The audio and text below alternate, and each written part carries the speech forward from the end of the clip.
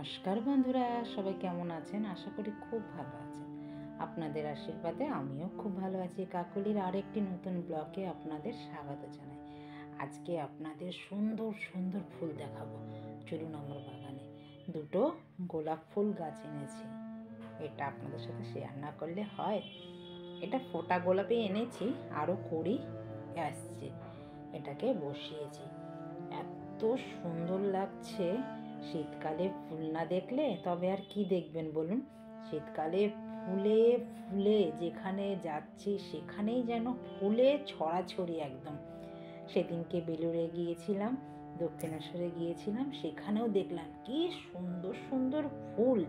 ওই ফুল দেখে আমার যেন মনটা যেন আরও বেশি ভালো হয়ে গেছে। তো চটপট আসার সময় দুটো গোলাপ গাছ দেখতে পেলাম।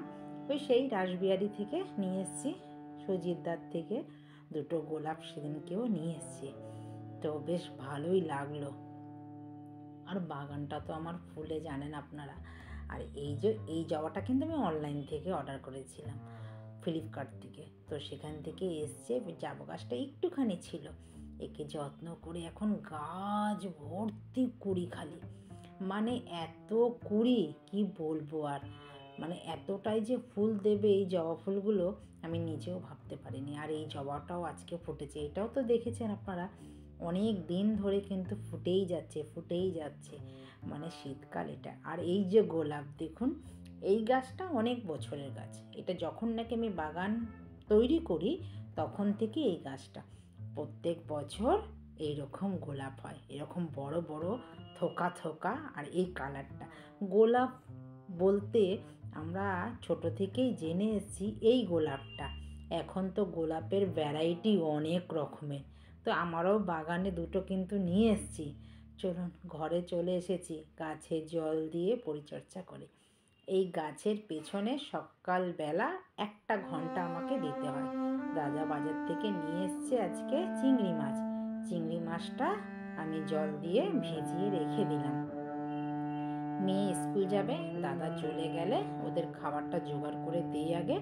তারপরে আমি চিংড়ি মাছটা বেছে ধুয়ে ফ্রিজে আবার তুলে দেবো। একদিন বাজার করে আমি এরকম সেদিনকে রান্না করতে পারি না। একটু দেরি করে দাদা বাজারে যায়, আসতে ওদের তো টিফিন দিতে হয়।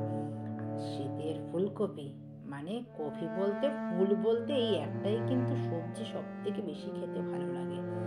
আমাদের ফুলকপি খুব ভালো লাগে। ফুলকপি আর আলু আজকে ভাজা করছি। আপনারাও দেখবেন ভাজা করে খাবেন, খুব ভালো লাগে। এর মধ্যে মটরশুঁটি দিলে ভালোই লাগতো। মটরশুঁটি এখনো বাড়িতে আসেনি। মটরশুঁটি বলে সেরকম বলে দেখতে পাওয়া যাচ্ছে না। যে মটরশুঁটি, যে পুষ্ট মটরশুঁটিগুলো, সেগুলোই কিন্তু খেতে ভালো লাগে। আর ওই একটু একটু দানা দানা ওগুলো ভালো লাগে না। তো ওইগুলো আনতে নাই করি। দিয়ে দিলাম একটু শুকনো লঙ্কা, কালো জিরে। এবার ফুলকপিগুলো দিয়ে দিলাম, দিয়ে একটু টমেটোও দিয়েছি। নুন হলুদ তো দিতেই হয়। এবার নামানোর আগে একটুখানি মশলা দিয়ে দিলাম, সবজি মশলা। এতে কিন্তু এই ফুলকপির টেস্টটা দ্বিগুণ হয়ে গেল। ভাত দিয়ে, রুটি দিয়ে, যাতেই খাবেন, মুড়ি দিয়ে খুব ভাল লাগে।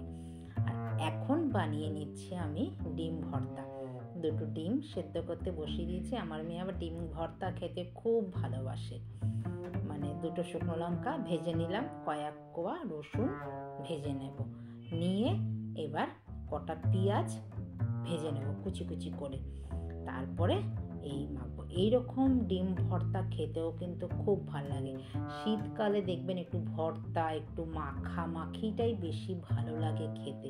আমার তো তাই মনে হয়। আর না হলে দুপুরবেলা তো ঝোল। এখন তো তাড়াতাড়ি করে বেরিয়ে যাবে, ওর জন্য এটা দিয়ে ওদের খাইয়ে দিই আগে। মেয়ে তো এখন বেরিয়ে যাবে, এসে আবার এখন শীতকাল তো ভাত খেতে চায় না খুব একটা। তার জন্য যাওয়ার সময় আমি পেটটা ভরিয়ে ওকে ভাত খাইয়ে দিই। ও আবার একটু ভর্তা ঠর্তা ভালোবাসে বেশি। তো ডিম আমার সেদ্ধ তো হয়ে গেছে। আপনারাও না এইভাবে দেখবেন, চট জলদি যদি একটা কিছু বানাতে চান এইরকম বানিয়ে খেতে পারেন। এই নুন দিলাম একটুখানি। এবার শুকনো লঙ্কাটা ভালো করে মেখে নিচ্ছি, রসুনটা একটু ম্যাশ করে নেব। নিয়ে এবার ডিমটা চটকে একটু তেল দেবো, সর্ষের তেল দিয়ে মেখে দেবো। ডাল দিয়ে, এমনি রুটি দিয়েও কিন্তু খেতে পারেন এরকম ডিম ভর্তা। কে কে খেয়েছেন এখনও ডিম ভর্তা? যদি না খেয়ে থাকেন আপনারা চটপট বানিয়ে খাবেন। শীতকালে ডিম ভর্তা খেতে কিন্তু অসাধারণ লাগে। গরমকালেও ভালো লাগে, কিন্তু শীতকালে দেখবেন বেশ ভালো লাগে ডিমটা খেতে। শীতের সময় ডিমটাই বেশি কিন্তু ভালো লাগে খেতে, দেখবেন। এমনি ডিম সব সময় সবারই ভালো লাগে, আমি জানি। এই যে পেঁয়াজটা ভেজে রেখেছি, একটু ঠান্ডা হয়েছে, নাহলে তো মাখতে পারবো না। পেঁয়াজটা ঢেলে দিলাম, এবার ভালো করে মেখে নেব। মেখে নিয়ে এবার ওকে ভাত দিয়ে দেবো। ও একদম তৃপ্তি করে সুন্দর করে ভাত খেয়ে নেবে। বেশ চটকে চটকেই মেখে দিলাম। এবার বানিয়ে নিচ্ছি রাতের জন্য ঘুগনি। মেয়ে বাবা খেয়ে চলে গেল, ভাজাচ্ছি। এবার টিফিনও দিয়ে দিয়েছি। এবার দিয়ে একটু রাতের জন্য, এবার রাতে না সে ভাত খেতে ইচ্ছা করে না শীতকালে। প্রতিদিন যেমনি ঘুগনি বানাই, আমি অনেকবারই আপনাদের সাথে ঘুগনি বানানো শেয়ার করেছি।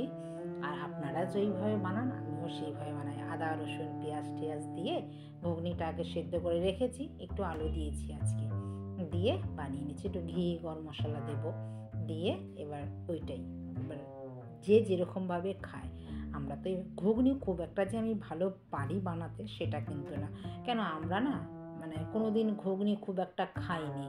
ওই কিনে খেয়েছি চটপটিয়া, কিন্তু এরকম বানিয়ে খাইনি কখনো। এখন একটু বানিয়ে খাই। চলুন, রান্না বান্না কমপ্লিট করে ফেলেছি। এবার ঘরটাকে সুন্দর করে গুছিয়ে নিই। সুন্দর করে বলতে আমার মাথায় আবার ক্যারা আছে, তো মাঝে মধ্যেই আমি ঘরগুলো একটুখানি ঘরের জিনিসগুলো একটু চেঞ্জ করে দিই। এই যে জানলাটা দেখছেন, এই জানলাটা থেকে সকালবেলাটা অনেক রোদ আসে, মানে পুরো ঘর ভর্তি রোদে একদম ভর্তি হয়ে যায়। আর ডাইনিং টেবিলটা না ওই জন্য এখানে সরিয়ে দিয়েছি, একটু চা খাবো বসে রোদের মধ্যে, খুব ভালো লাগবে তার জন্য। আর এখানে যে হাফ ওয়ার্ড্রপটা ছিল এটা সামনে করে দিয়েছি, ফ্রিজটা এখানে করে দিয়েছি, বাবার ছবিটা একটু সরিয়ে দিয়েছি, ব্যাস এইটুখানি। খুব একটা যে খাটনি তাও না, একটু এদিক এদিক করে দিলাম, বেশ ভালোও লাগছে। আর ঘরটাও বেশ বড় বড় লাগছে। আপনাদের কেমন লাগলো সেটাও কিন্তু জানাবেন। যদি ভালো লেগে থাকে লাইক কমেন্ট শেয়ার করে চ্যানেলটিকে সাবস্ক্রাইব করে পাশে থাকবেন। মাঝে মধ্যে এরকম ঘর যদি চেঞ্জ করা যায়, মনে হয় ঘরে নতুন নতুন জিনিস এসছে, তাই না? আমার সাথে কে কে একমত আমাকে কমেন্টে কিন্তু জানাবেন। তো ভিডিওটা আমি এখানেই রাখছি, দেখা হচ্ছে পরবর্তী ভিডিওতে। সবাই ভালো থাকবেন, সুস্থ থাকবেন। নমস্কার, টাটা।